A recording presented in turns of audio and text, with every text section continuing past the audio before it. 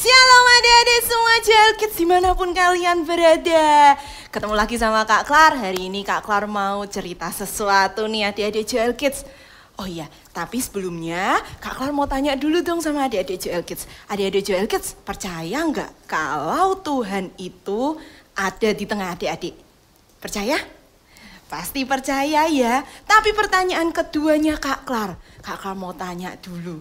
Kalau adik-adik percaya Tuhan selalu ada di dekat adik-adik, adik-adik pernah nggak selalu minta Tuhan untuk mendampingi hidup adik-adik?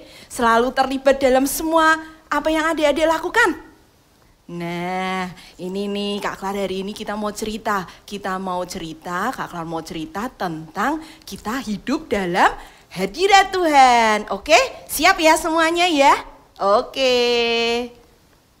Nah, adik-adik nih Kak Klar punya ada bola sama ada toples. Gini nih kira-kira gini. Ini kira-kira ini bola, ini kayak adik-adik ya. Yang ini toplesnya ini melambangkan Tuhan. Jadi ketika adik-adik ada di dalam Tuhan, apapun yang Tuhan minta, adik-adik harus melakukannya. Tapi yang kedua, gini adik-adik. Yang ini ceritanya bolanya ini menggambarkan Tuhan Yesus. Yang ini toplesnya menggambarkan adik-adik. Ceritanya apa adik-adik? Ketika Tuhan ada di dalam hidup adik-adik, apa yang adik-adik lakukan? Nih Kak Klar putar lagi ya. Apa yang adik-adik lakukan? Kita mau minta Tuhan ada di dalam hidup adik-adik.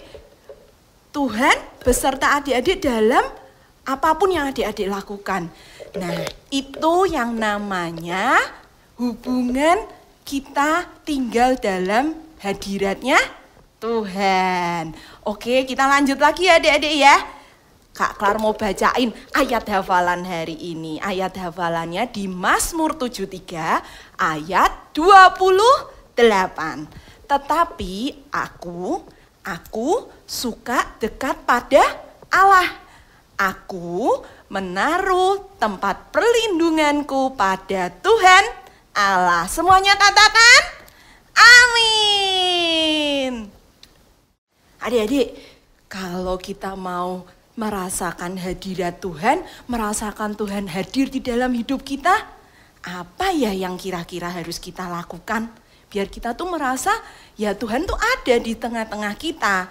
Tapi kan kita mau merasa kalau Tuhan itu benar-benar ada ya buat kita ya.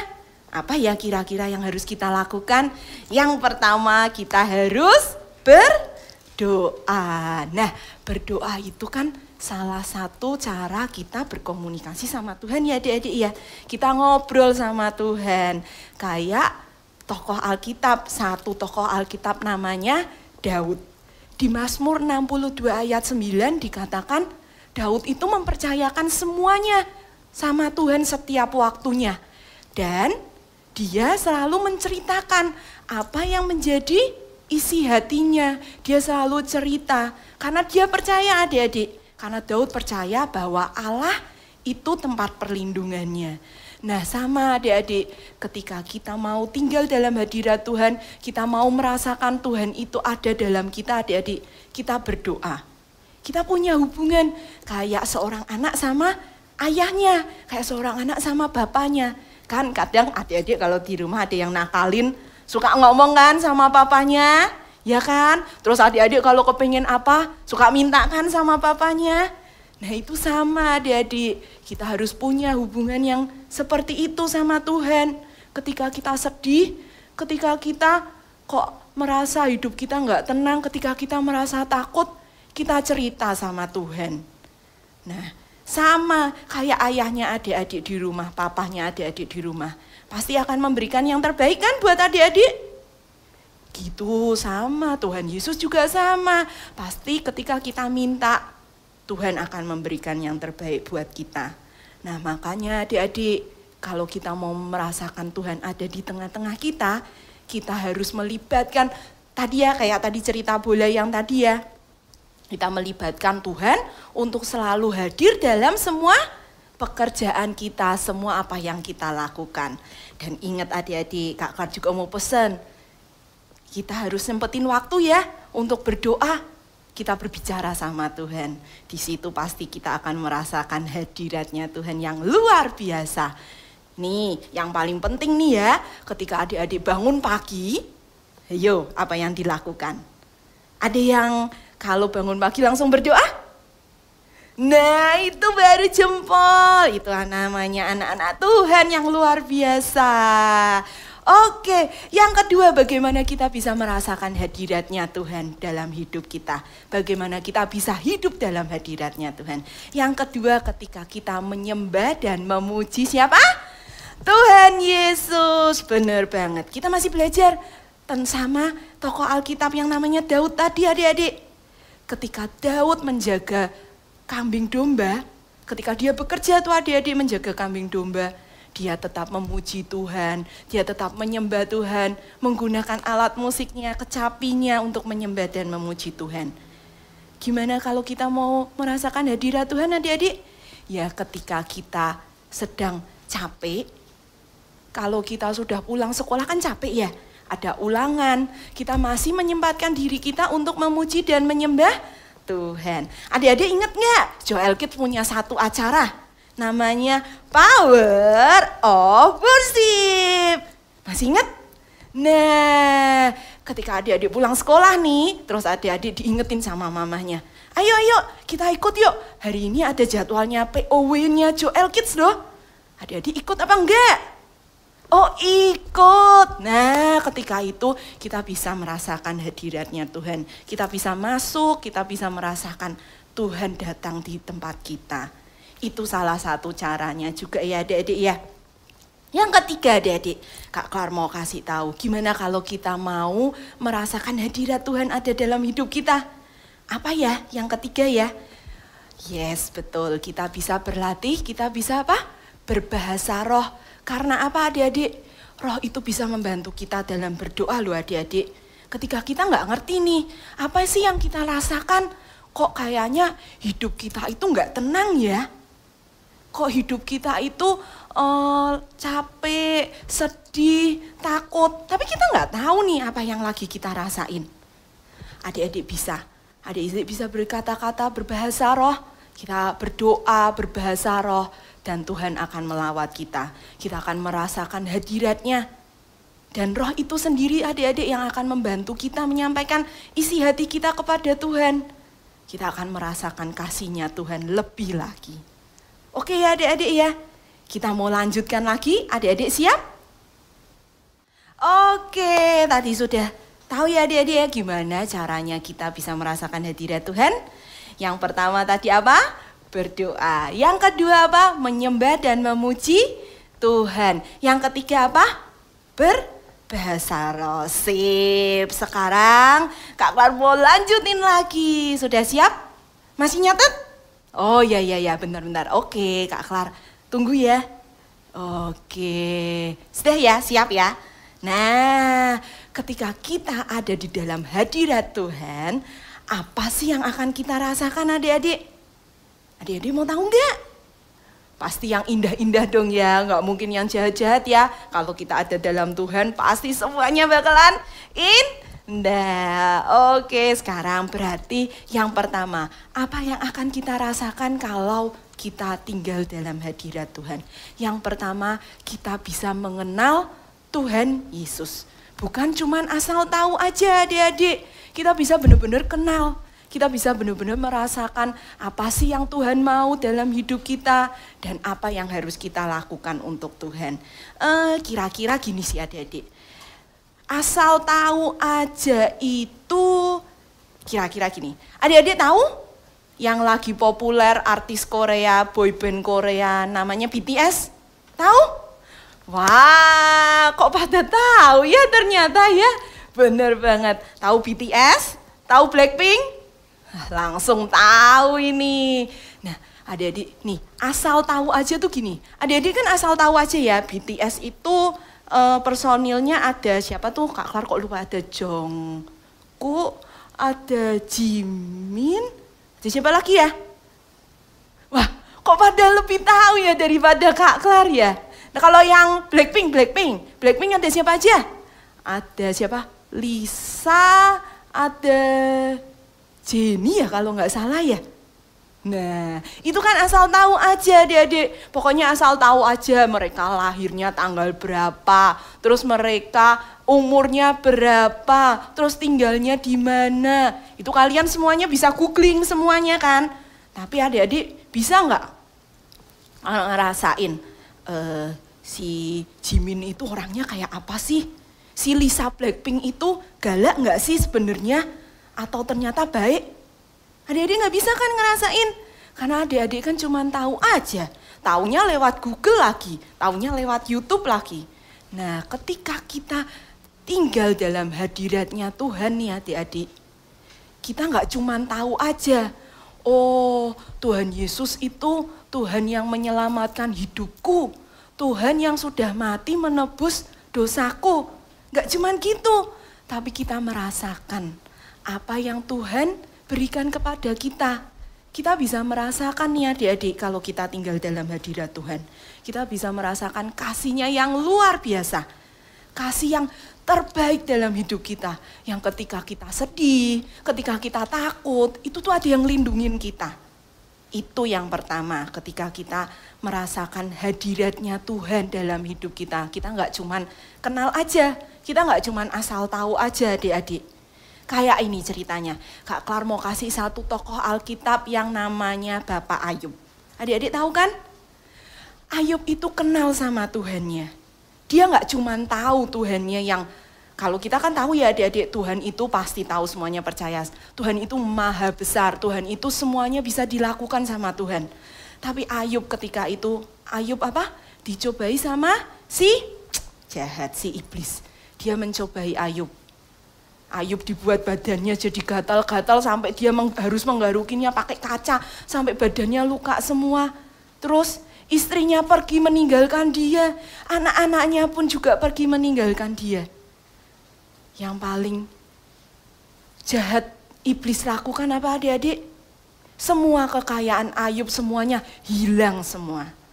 Tapi satu hal, Ayub mengenal Tuhannya. Ayub mengenal Allah. Dia tetap percaya bahwa Allah akan melakukan yang luar biasa buat dia.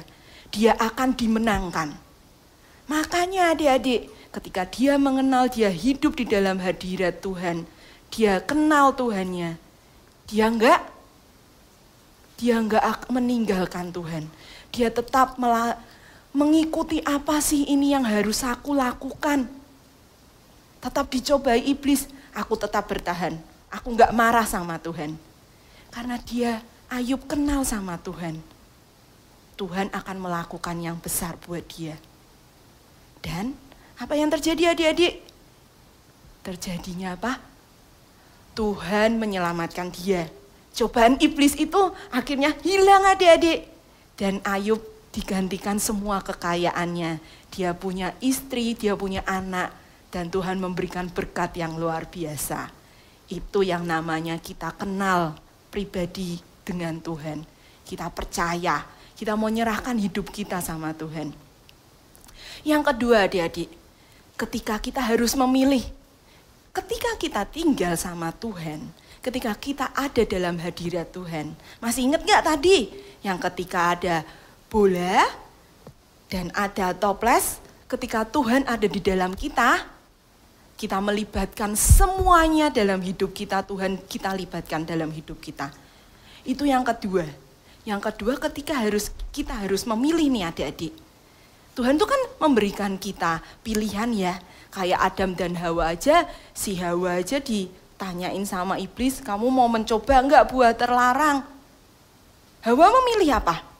Iya, Hawa memilih untuk memakannya. Tuhan tuh memberikan kita tuh kebebasan adik-adik untuk memilih. Kita mau memilih jadi anak yang baik atau jadi anak yang nakal, milih yang mana? Ya kita pasti memilih menjadi anak yang baik. Tapi ketika kita hidup dalam hadirat Tuhan dan kita melibatkan Tuhan untuk apa nih Tuhan yang harus aku pilih? Pasti pilihan yang adik-adik lakukan, pilihan yang adik-adik ambil, pasti semuanya baik.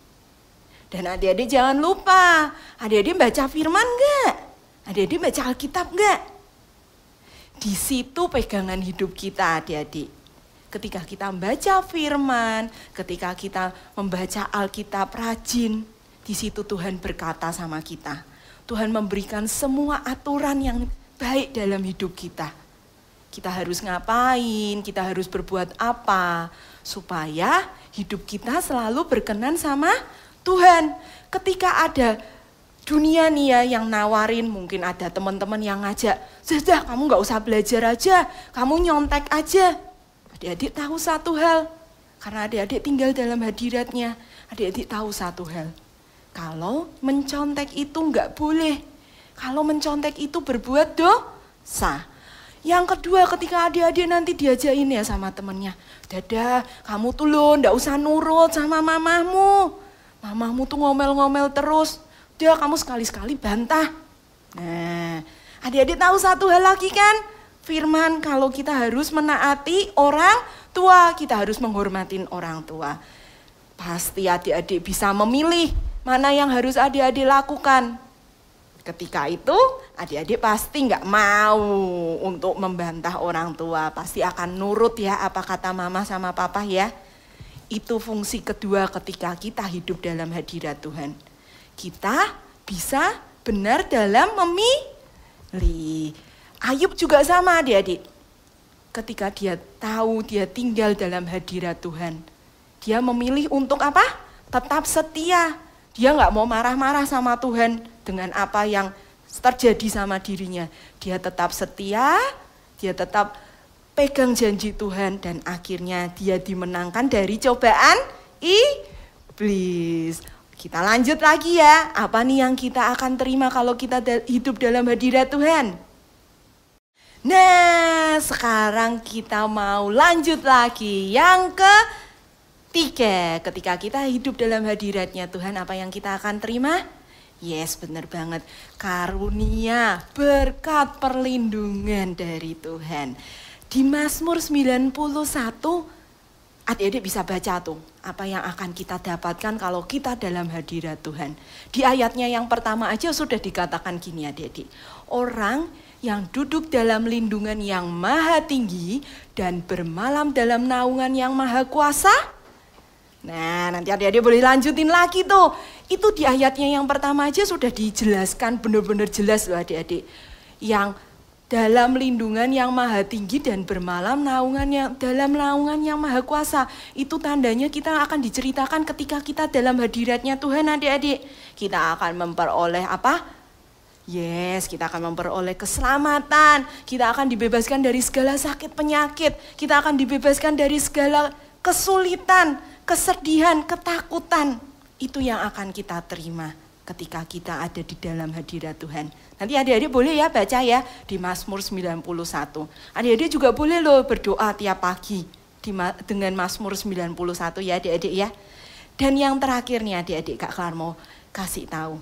Apa sih yang akan kita terima kalau kita ini hidup dalam hadirat Tuhan? Kita, Kak Klar, adik-adik semua, dan keluarga adik-adik, kita akan menerima yang lebih baik. Kita akan diubahkan menjadi orang yang lebih baik.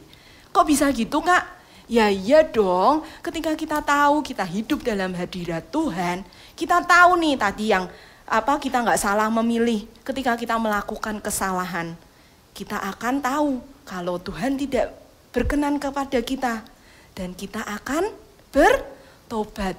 Kita mengakui kesalahan kita minta ampun sama Tuhan, dan pastinya Tuhan akan mengampuni dosa kita. Tapi ingat adik-adik, ketika kita sudah bertobat, jangan sekali lagi kita mengulangi kesalahan yang sama ya.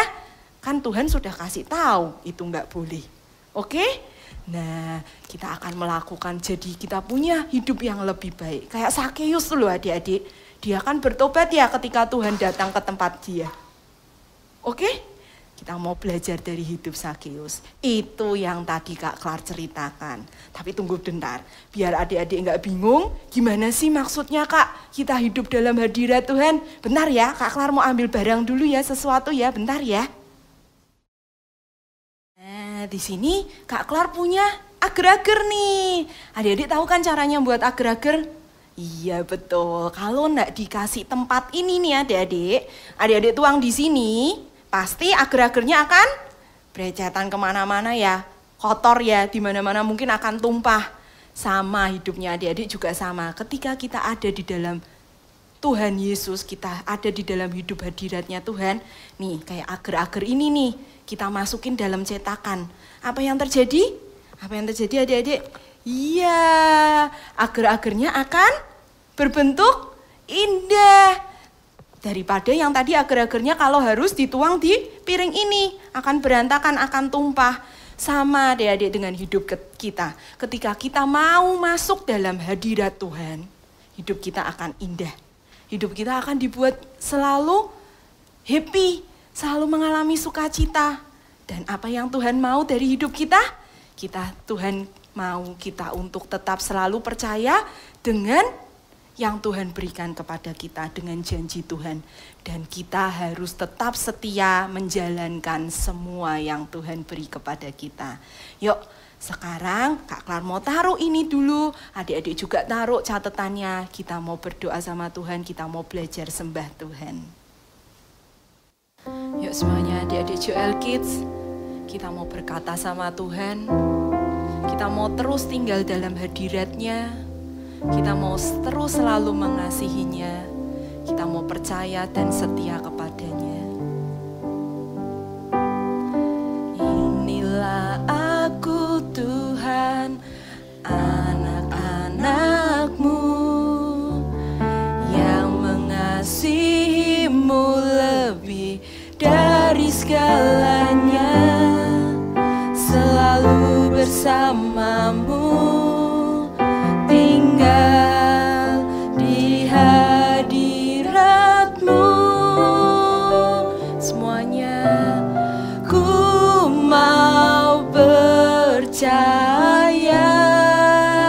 Adik-adik Joel Kids katakan, ku mau setia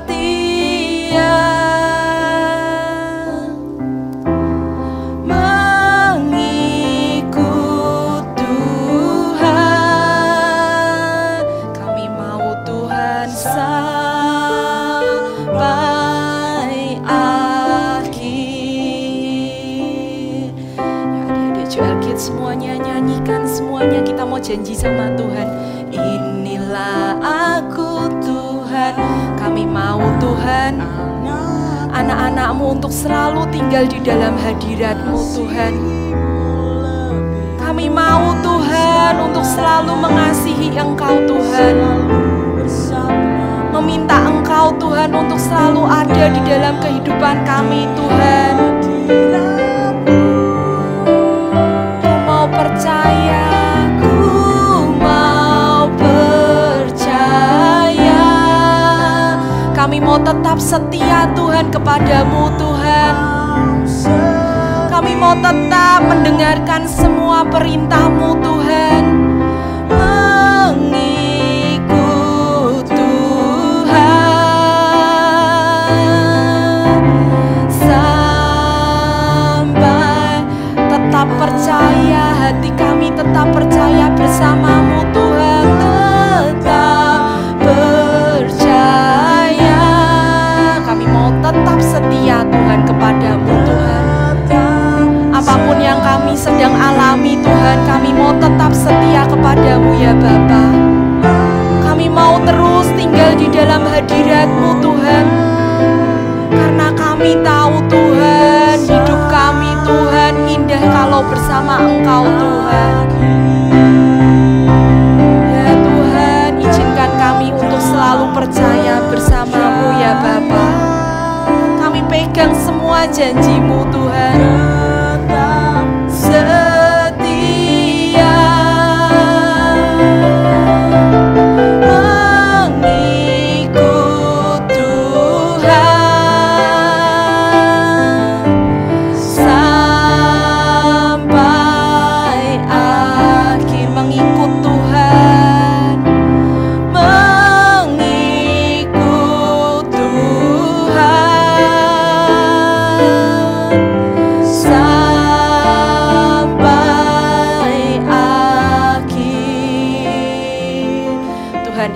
kami Tuhan. Izinkan kami Tuhan untuk selalu ada di dalam hadirat-Mu Tuhan. Kami tetap percaya akan janji-Mu Tuhan. Dan kami setia Tuhan melakukan apa yang Engkau mau dalam hidup kami Tuhan. Dan kami akan mengikuti Engkau Tuhan sampai akhir nanti Tuhan. Sampai Engkau menjemput kami Tuhan. Terima kasih Tuhan Yesus untuk firman hari ini Tuhan. Kami mau lakukan semuanya hanya untuk memuliakan nama-Mu. Di dalam nama Tuhan Yesus, haleluya. Amin.